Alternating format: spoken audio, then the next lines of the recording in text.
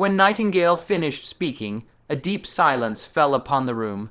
The only sound was the soft crackle of the candle wicks, their flames dancing and casting long shadows on the walls. R&D's face was grim. The terrible truth about the witches was finally dawning on him. Most witches, she had explained, awakened during the months of the demons, a time when legend said the very doors of hell were thrown open. Adulthood was the threshold. A woman who reached 18 without awakening would likely never become a witch.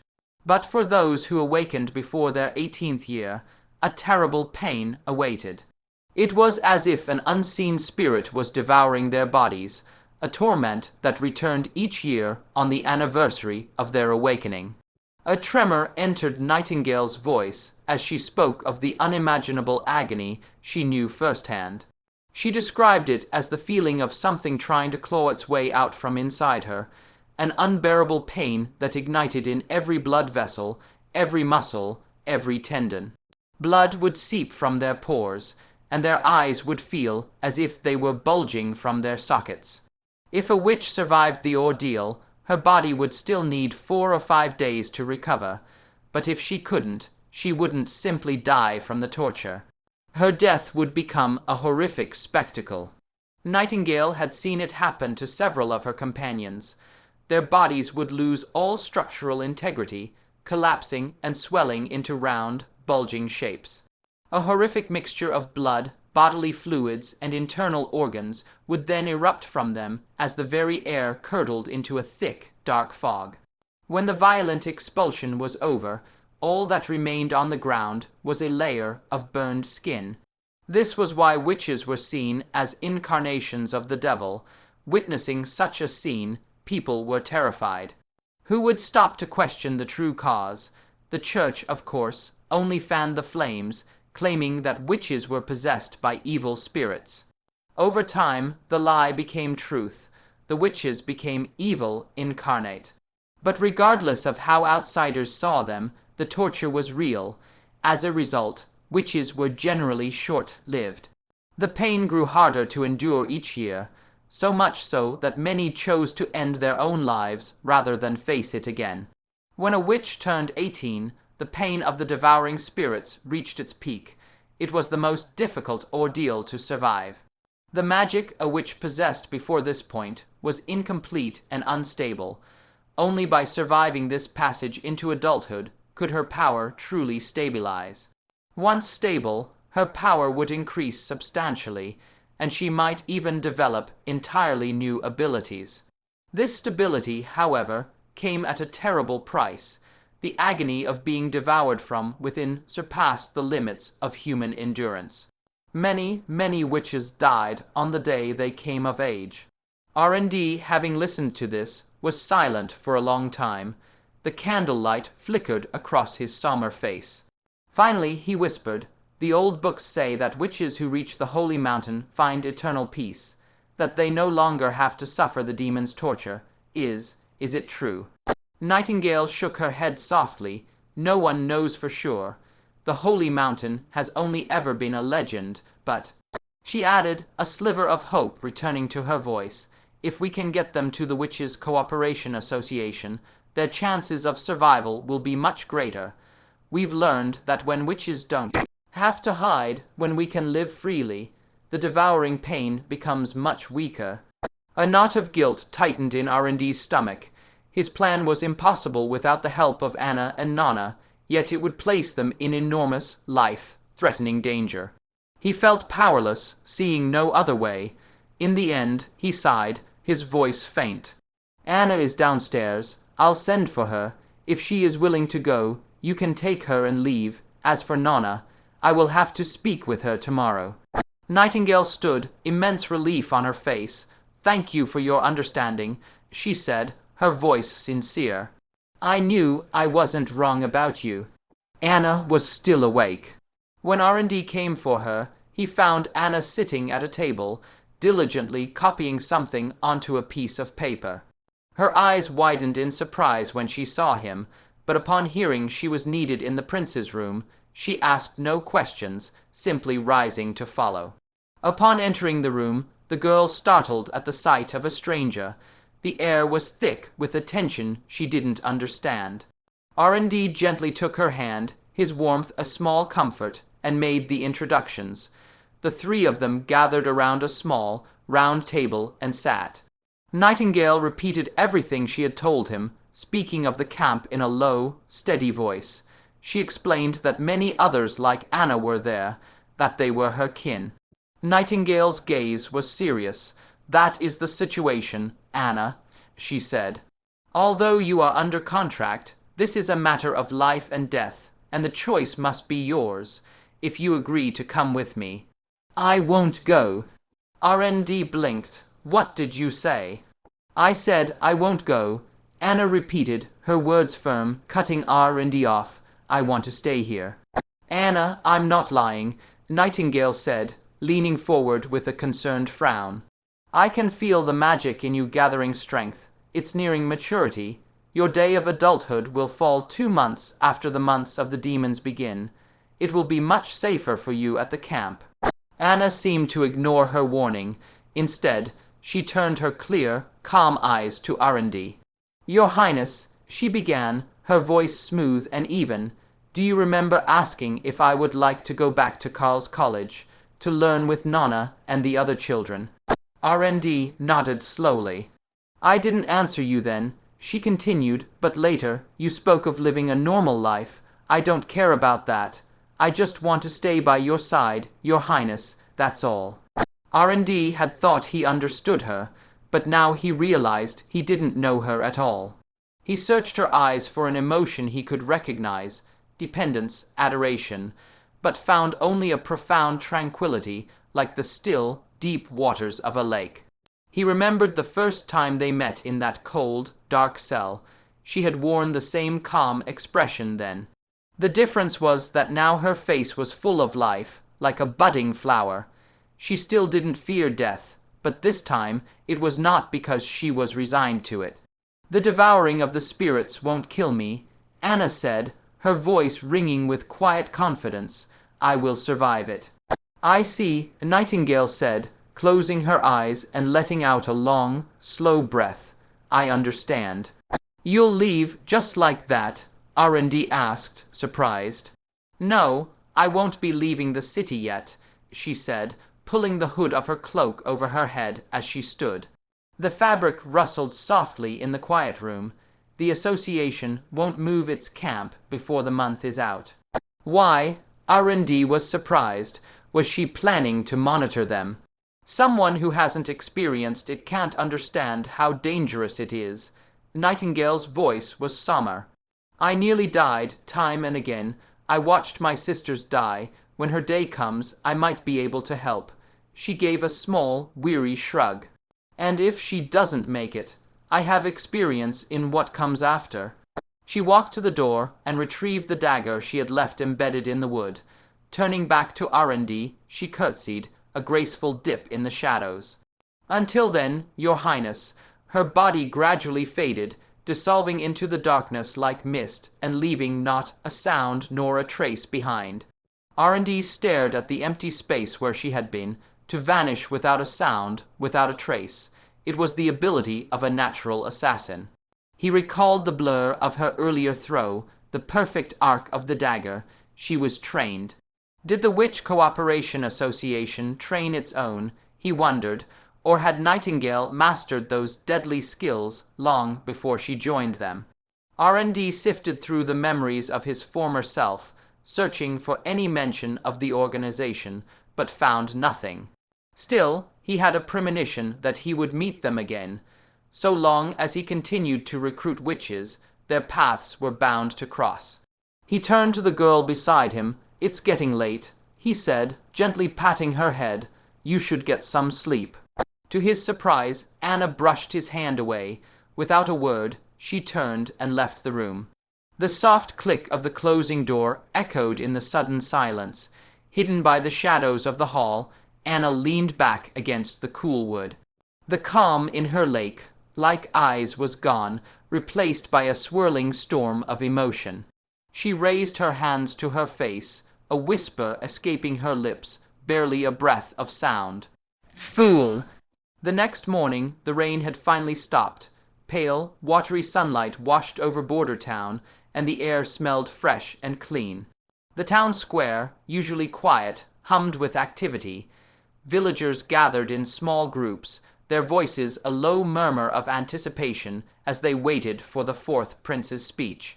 The day before, R&D had posted a notice promising a warm bowl of wheat porridge and half a loaf of bread to anyone who came to listen. For the townspeople, a free lunch was a powerful incentive. The crowd was even larger than the one that had assembled for the witch's hanging. As the sun climbed toward its zenith, R&D took a deep breath and walked onto the newly built wooden stage.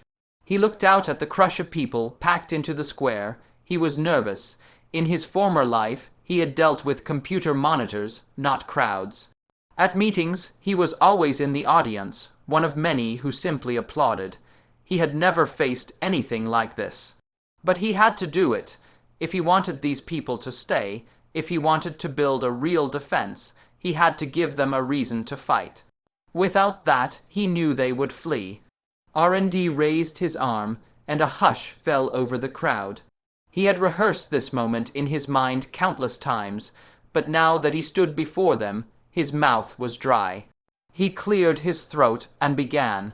People of Border Town, I am the fourth Prince of Greycastle, R&D Wimbledon. I have gathered you here today because there is something important you must know. 4 days ago, the ambassador from Longsong's stronghold arrived to collect our ore. As you all know, 1 month ago, the mine on the northern slope collapsed. Even now, it is not fully repaired. We cannot produce what we once did. Because of this tragedy, we only produced 2 months' worth of ore this past quarter. I explained our situation to the ambassador. I asked for a loan of 3 months' worth of food and promised we would repay all the missing ore by the end of winter. He refused. R&D paused, letting the words sink in. There was no negotiation. He refused to give us any food, just as the stronghold did 2 years ago. A low, angry murmur rippled through the crowd, quickly growing into an uproar. The suffering from 2 years ago was a fresh wound, and R&D had just torn it open. His voice cut through the noise, and this time it will be worse. The astrologer at the stronghold has predicted that the months of the demons will be longer this year, lasting more than 4 months. That means we will face a food shortage of 2 months. 2 years ago, we lost a fifth of our people. Some of you lost a brother. Some of you lost a child. This time, how many more will we lose? A single voice cried out, "No, Your Highness, you have to save us." Another voice joined in, then another, until the square was filled with their desperate shouts. "Your Highness, I beg you, help us." Roland raised his hand again, silencing the crowd. When a hush fell over the square, his voice rang out. "I will not abandon my people. I will never abandon you." He let his words hang in the crisp air before continuing. "You may not know this, but Longsong's stronghold ships us wheat and bread each year in exchange for the ore we mine. This is not a fair trade. The price they pay is far below market value. At a fair price, just 2 months of our ore is worth half a year of food." A murmur of discontent rippled through the people. "I have sold our ore to Willowtown," Roland announced, his voice firm. "Their ships will soon arrive, laden not just with bread, but with cheese, honey, and meat. There will be enough for everyone to eat their fill this winter." The square exploded into a wave of cheers, the sound echoing off the surrounding buildings. However, Roland's voice cut through the celebration. "This means we have broken with Longsong's stronghold. They will not take you in. This winter, we must all remain here, in Border Town." He gestured toward the edge of the settlement.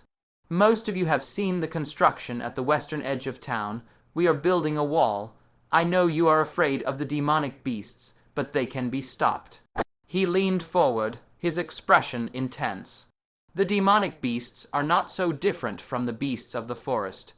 Their hides are thick, yes, but they cannot climb walls or chew through stone. That thick skin just makes them bigger targets. He raised his voice to a crescendo, a powerful call to arms. "Tell me, my people, will you cower in the stronghold, starving in some hovel, or will you stand with me? Will you fight to protect your homes and your families and defend Border Town to the last?" He paused, letting the weight of his question settle. "I promise." He boomed, "Every man who stays to the end of the months of the demons, every man who stands on that wall to protect his people, will be rewarded with 25 silver royals. Should any man fall defending this town, his family will receive 5 gold royals in his name." One of Roland's men, planted in the crowd, shouted, "Your Highness, we will fight with you." His voice was the spark. More and more people took up the cry, their oaths swelling into a unified, defiant roar.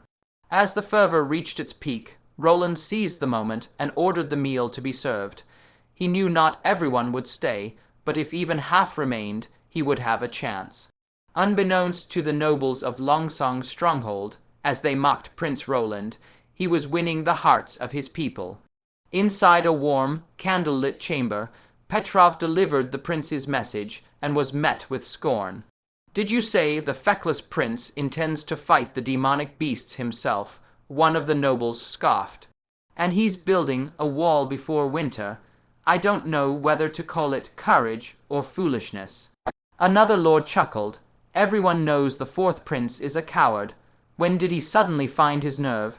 This isn't courage, it's stupidity." "Indeed," a third added, stroking his chin, "he doesn't even have a stonemason. He's just piling up fieldstone with mud for mortar. I fear the first strong wind will bring it down." A fourth noble leaned back, a cruel smile on his lips. "In any case, it works in our favor. If he fled here, we would be at his mercy, but if he dies in Border Town, this farce will soon be over." The Duke, who had been listening in thoughtful silence, cut through the laughter. He turned his gaze to the messenger. "Petrov, what do you think?" Petrov was taken aback. He hadn't expected the Duke of Longsong to ask his opinion. He gathered his thoughts, quickly weighing the implications.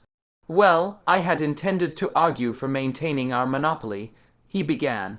"So long as we could acquire the ore for 30% below market price, it would remain a profitable venture. However, His Highness does not intend to sell all his ore to us by selling elsewhere at market price. He clearly plans to substantially increase production next year. If they can double their previous output, our profit, even at a fairer price, could be greater than ever before. He also intends to sell his own refined iron. Iron is always in demand and would be simple to resell, but these are not the most important points." The Duke raised an eyebrow. "Oh, and what is?" Petrov leaned forward slightly. "If he can hold Border Town, it is a tremendous boon for us. We would no longer need to marshal our forces against the demonic beasts each year, saving a fortune. The vast lands between Stronghold and Border Town would become secure territory, ripe for cultivation or settlement. Either would greatly ease the overcrowding within our walls." He presented his reasoning, feeling the weight of every noble's gaze. "And the fourth prince will not remain in Border Town forever. The contest for the throne lasts only 5 years. Afterward, we could absorb a more prosperous Border Town into our domain, making Stronghold's territory the third largest in the kingdom. Therefore, my counsel is that we send men to aid His Highness. We should collaborate with him in the town's defense." The Duke considered this. A slow, cold smile spread across his face. "Indeed," he said, his voice smooth as silk. "But that is a merchant's thinking, concerned only with profit and loss." He sat up straighter, the firelight casting long shadows across the room. His eyes swept across the lords present, his tone becoming imperious, each word landing like a hammer blow. "I did not win my station by balancing ledgers. I won it by establishing order. Why should I do business with a man I cannot control? There are rules. When they are broken, the offender must be punished. Whether Border Town thrives or withers is irrelevant. What matters is that no one defies the authority of Longsong's stronghold, not even a prince." In a dusty workshop filled with the sharp scent of hot metal, Roland pointed to two heavy iron plates. "All right, try joining these two." Anna's finger traced the seam where the plates met. A thin, intensely hot flame shot from her fingertip, hissing as it struck the metal. The join glowed cherry, red, then white, hot, melting and fusing before their eyes. Roland watched closely, lessened the heat. He instructed gently, and start again on the other side. Anna nodded and repeated the process. The two iron plates were now firmly welded at a perfect 90-degree angle. Roland picked up the piece, examining the weld with a critical eye. It was exactly as he had imagined, seamless and strong. With a little polishing, all traces of the join would vanish. It was no different from a modern weld. "Excellent, Anna, truly excellent," Roland said, his voice filled with excitement. He pointed to two curved iron panels. "Now, let's weld these two together." Anna looked at the pieces, then at the object taking shape. "What is it?" she asked hesitantly. "An iron bucket." "No," Roland corrected her with a smile. "It's a cylinder." "Cylinder," she repeated, the word foreign on her tongue. "Yes, it's designed to hold air," Roland explained, pointing to another component. "Air will enter through this small hole and push against this, the piston." He picked up a solid metal disc. "The piston's diameter is slightly smaller than the cylinder's, so it can move freely inside." Even for someone as quick as Anna, the strange new words were a puzzle. She looked at him, her brow furrowed in confusion. "These things, cylinder, piston, what do they do?" A visionary gleam entered Roland's eyes. "They are parts of a machine," he said, "a machine that can move all by itself." The steam engine. It was the machine that had ignited the first industrial revolution, the force that had propelled humanity forward by replacing the power of muscle and beast.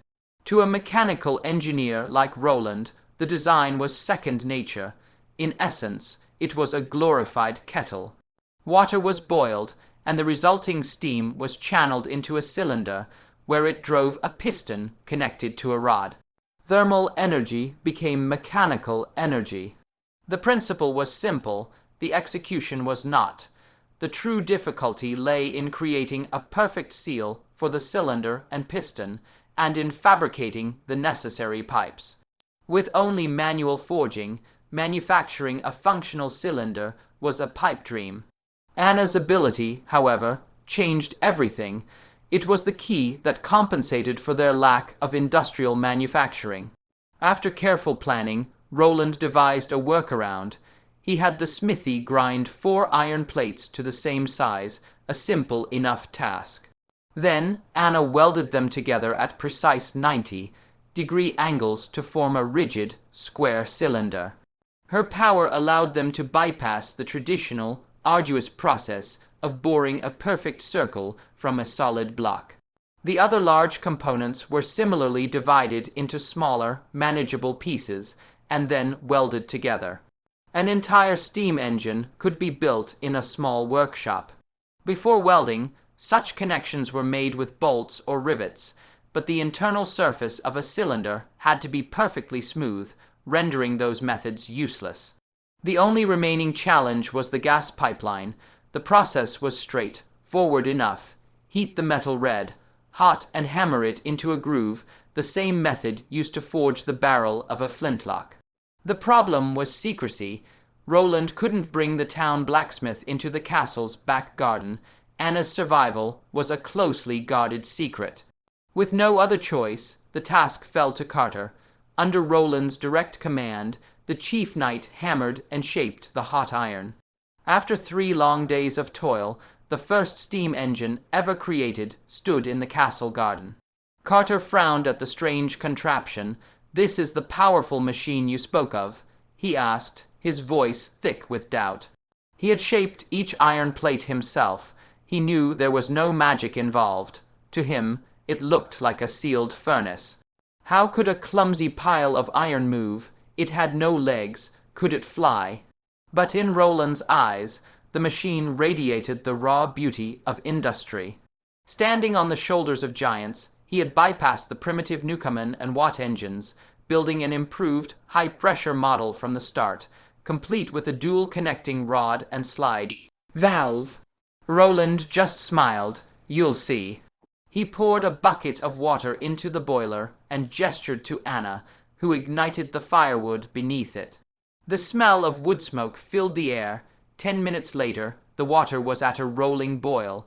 A low groan, the sound of stressed metal, emanated from the cylinder. It was thermal expansion, Roland knew. The thin iron of the piston was expanding faster than the thick cylinder walls, pressing against them to create the perfect seal he needed. "Isn't it just a glorified boiler?" Carter muttered. Just then, as the cylinder filled with steam, the machine came to life.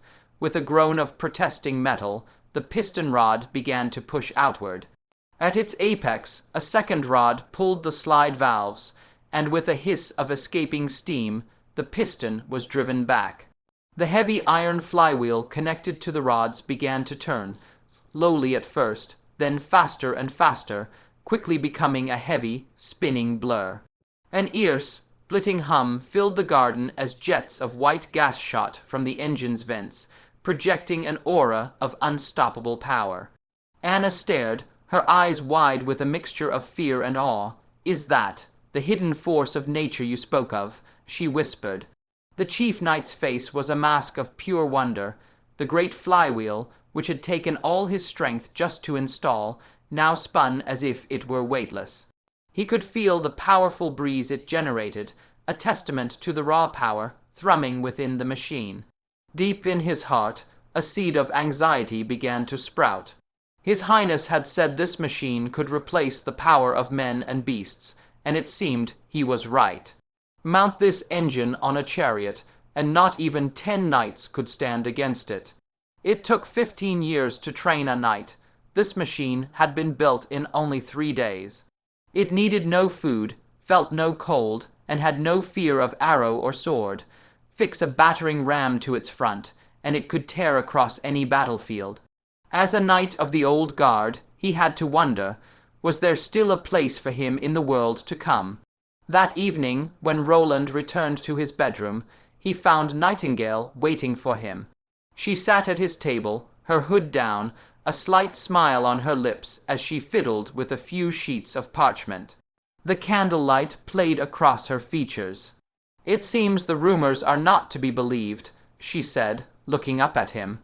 "They say the fourth prince is an ignorant lout, with no skills to speak of, but these drawings, they would shame a royal artisan.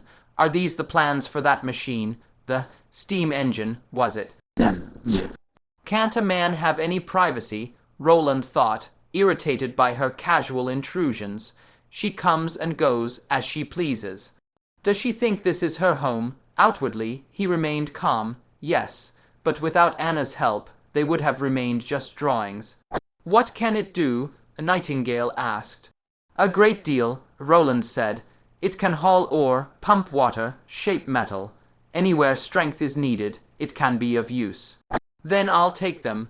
Nightingale snatched the parchments from the table and tucked them into her robe. "The Witch Cooperation Association has witches with the power of fire, too." "Hey!" She shook her head, cutting him off. "I'm not just here to rob you.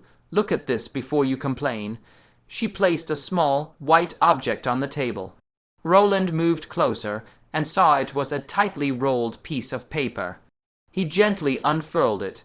As his eyes swept across the contents, he looked up at her, a question in his eyes. "This is a secret letter delivered by pigeon," Nightingale explained, her tone light. "The recipient was your maid, Tyre. Tusk. It seems your harem isn't as loyal as you think." Roland frowned. "I haven't touched her." He remembered Tyre. She had served him since they were children. The former prince had desired her, but his clumsy advances had gotten him nowhere. Here in Border Town, she had been given the room next to his, a convenience, he had thought. Now he saw that this proximity was no coincidence, but a carefully laid trap, set by one of his own siblings. Though the letter wasn't signed, Roland could tell from the contents it was from one of his siblings. The author was clearly unhappy with the last failure and demanded that the new plan, a riot in Longsong Stronghold, not fail. Well, Roland thought grimly, the first plan did succeed. Otherwise, I wouldn't be Roland Wimbledon. It was unlikely Nightingale had forged the letter. Only someone involved in the conspiracy would have known about the first assassination attempt. Besides, if she wanted him dead, she could have done it herself without such theatrics. "How did you get this from her?" he asked. Nightingale smiled. "Your maid wasn't stupid. She intended to burn it immediately after reading. Unfortunately for her, she looked away for just a moment, and I was right behind her."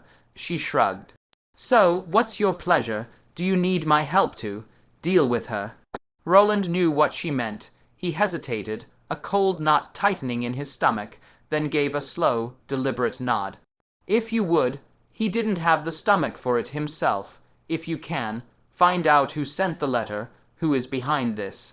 "As you wish, your highness," Nightingale said with a wry smile and a mock salute. "Consider it payment for the steam engine plans." The next morning, Roland was woken not by Tyre, but by an unfamiliar, elderly maid. When he stepped out of his bedroom, Carter was waiting for him in the hall, the morning light streaming through the high windows. The chief knight's expression was grave. "Your highness, I have bad news. Your maid, Tyre, died last night." What? Roland's heart gave a lurch, even though he'd been expecting it. A deep unease settled in his gut. After all, she had died on his order. She fell from the balcony of her room. Carter continued, his eyes fixed on Roland's. There were no signs of a struggle, and the guards saw no one near the scene. It appears to have been an accident. The knight reported the results of his investigation, but Roland knew he was also searching for any flicker of emotion in his prince's eyes. It was well known in Greycastle that the fourth prince had desired Tyre. Affairs between nobles and maids were commonplace, a trivial matter. In an age with little nightlife, there was little else to do but eat, drink, and indulge in carnal pleasures. Nobles even exchanged women and held orgies. An affair with a maid was hardly worth a second thought. The former prince had been relatively moderate in such matters, and since Roland had taken his place, he had never touched a woman. With the exception of Tyre, all the other maids were rather plain. Besides, he had been consumed with surviving the months of the demons, his mind filled with plans for development. He'd had no time for the romantic pursuits of a noble. "How tragic," Roland said, feigning sincere mourning. "The maid who served me this morning will take Tyre's place as head maid." Carter nodded, saluted, and left. When Roland stepped into his office, he found Nightingale perched casually on his mahogany desk. He closed the door. "What did you learn?" "Nothing," she said, her voice laced with frustration. "She killed herself the moment she saw me. She was too fast, not a moment's hesitation." Roland sank into his armchair. "So you didn't push her?" Nightingale leaned closer, her voice dropping to a conspiratorial whisper. "I had her tied up, but who knew she had poison hidden in her teeth? She bit down before I could ask a single question. I had to fake the fall." Roland leaned back. "I thought you were experienced," he said, a hint of accusation in his voice. "Was this performance worth the price?" Nightingale chuckled. "Don't be like that. I may not have gotten anything from her, but that doesn't mean I came up empty-handed." She placed a folded, worn sheet of paper on the table. "I found this hidden in her room." Roland unfolded the paper. It was another letter. In it, Tyre addressed the recipient as sister, and the content was mostly gossip. But as he read on, Roland noticed repeated mentions of the sea, the beautiful scenery, the pleasure of watching the sunset from a sandy beach. The letter ended with Tyre asking when she could see her sister again, saying how much she missed her. Roland considered the territories governed by his siblings, and the pieces clicked into place. "It's my older sister, Garcia, isn't it?" he said, his voice low. "Most likely," Nightingale agreed. Your brother's territories are landlocked. I'd wager the third princess, Garcia Wimbledon, has taken Tyre's sister hostage, and judging by how quickly Tyre killed herself, this was no recent arrangement. She must have had at least 2 or 3 years of training before she was ever placed in your service. Roland sighed. This was the true nature of the fight for the throne. It would not end without bloodshed. Even if he chose not to fight, his siblings would drag him in. They would stop at nothing to secure the crown. He feared this would not be the last attempt on his life. Suddenly, Nightingale's tone shifted. "Ah, someone's coming. You'll have to excuse me, Your Highness." With a teasing whisper, she blew a puff of warm air toward him and vanished. He had seen it before, but watching her disappear in the broad daylight of his study still sent a jolt of shock through him. He hesitated, then reached out a finger toward the empty space where she had been sitting. His finger met a soft, invisible resistance. A voice, seemingly from the empty air beside him, whispered, "Your Highness, you mustn't. You'll make Anna sad." So, invisibility, not teleportation, Roland thought, pulling his hand back. Otherwise, her power would be far too great. A moment later, a sharp knock echoed from the heavy wooden door. "Your Highness, it's me, Barav." Roland composed himself. "Come in." The assistant minister entered, his arms laden with files, smelling of ink and old paper. He launched into his weekly report before he had even sat down. Roland forced his thoughts to the present, listening attentively. After a month in this world, he could now keep up with Barov's rapid fire delivery, a far cry from the confused disorientation of his first days. Overall, Border Town's finances had improved, thanks mainly to the sale of ore to Willowtown. They had received nearly 200 gold royals in payment. Even after buying food and paying wages, a significant sum remained. Barov was in a good mood. With money to spare, surviving the winter would be much less of a struggle. Roland, however, was about to spoil his mood. "I want to form a militia to fight the demonic beasts," he said. "They will focus solely on training under the command of my chief knight, who will receive special instructions from me. I'll need you to procure equipment for them, leather armor, pikes, and 2 sets of winter clothes each." Barov looked up from his papers, his good mood evaporating. "Your Highness," he began hesitantly, "according to convention, is a general recruitment not a measure of last resort. If you send them to the battlefield without training, they'll be a mob," Roland countered. "Do you think you can scare off demonic beasts with numbers? The moment the front line breaks, they'll only get in the way." Barov hesitated, his brow furrowed. "Your Highness, do you truly intend to remain in Border Town?" "If we cannot hold them back, of course I'll retreat," Roland replied, "but I refuse to believe we can't deal with a few mutated animals." "According to your plans," Barov pressed, "this will require a great deal more money than we have." Roland felt a flash of impatience at the minister's miserly tone. "These are necessary expenses. See to it." In his personal treasury, Roland had over 300 gold royals, most of which was funding the construction of the wall. He was also paying for the steam engine components out of his own pocket.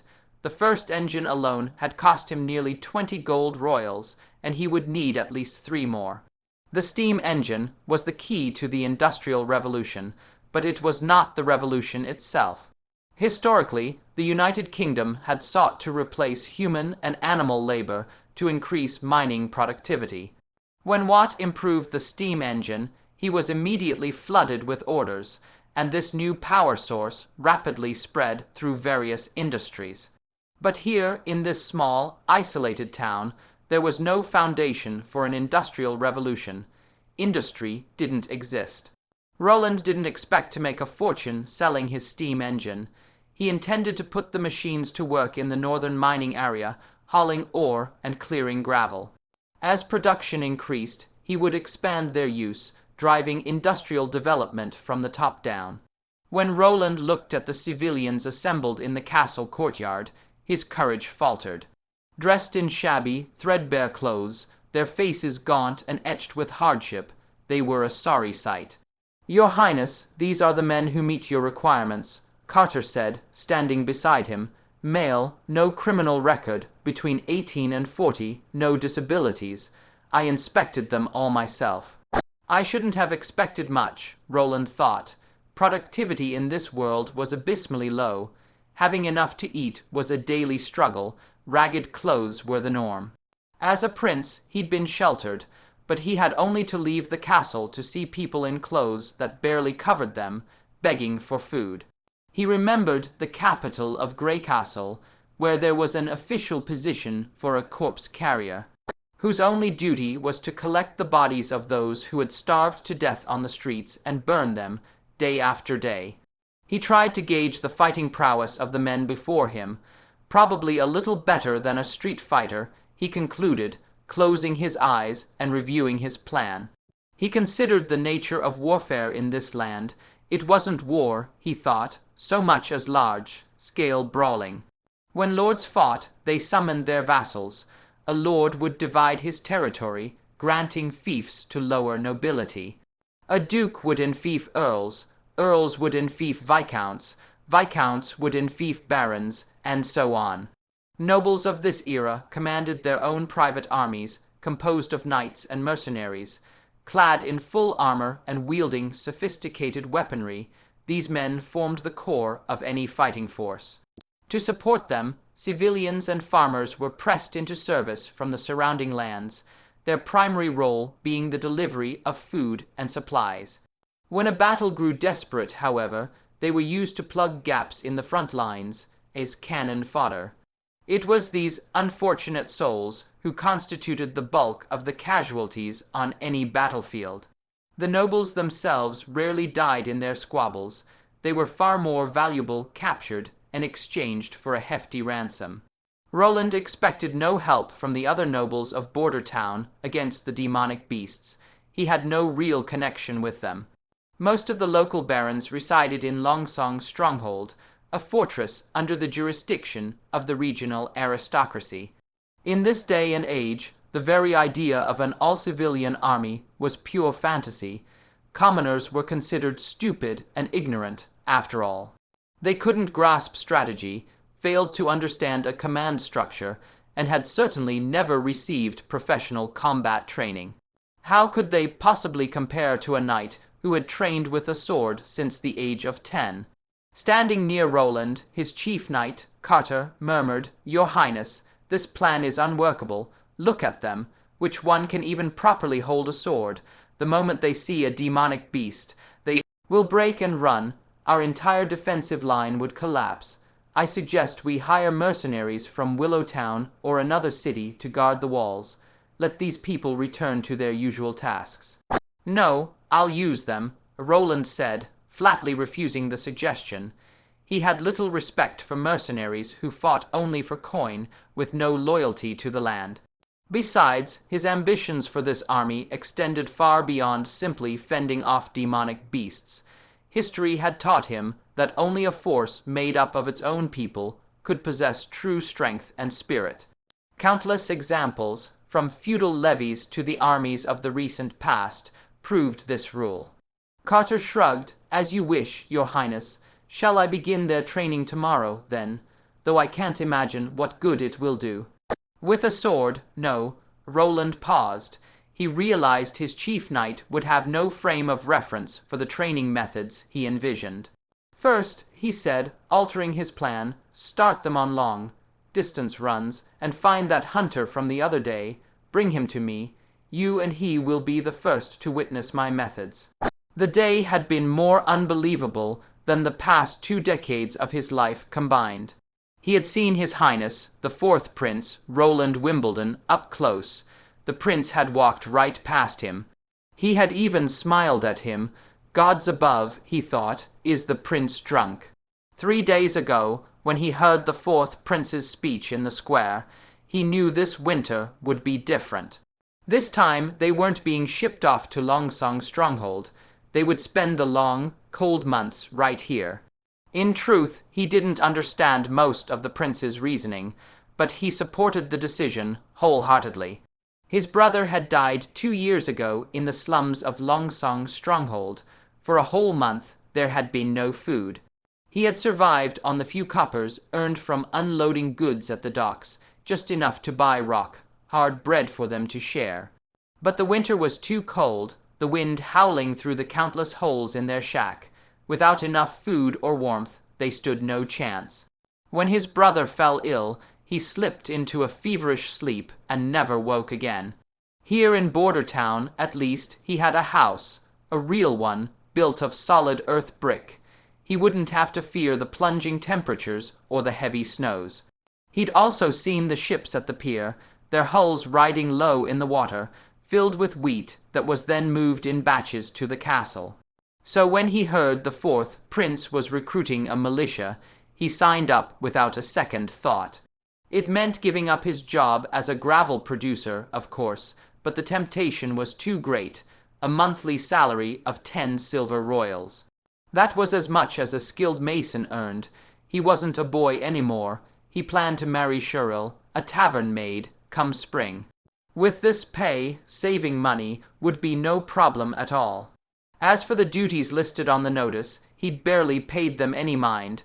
Protect the town, patrol the walls, stop beasts from climbing over, the usual stuff. He was ready to face the demonic beasts. The screening process had been brutal. The mere sight of the knights running the selection was enough to make a man's blood run cold. Fortunately, his sturdy physique got him through the review, but he saw plenty of scrawny men get hauled away. In the end, only 100 men were chosen.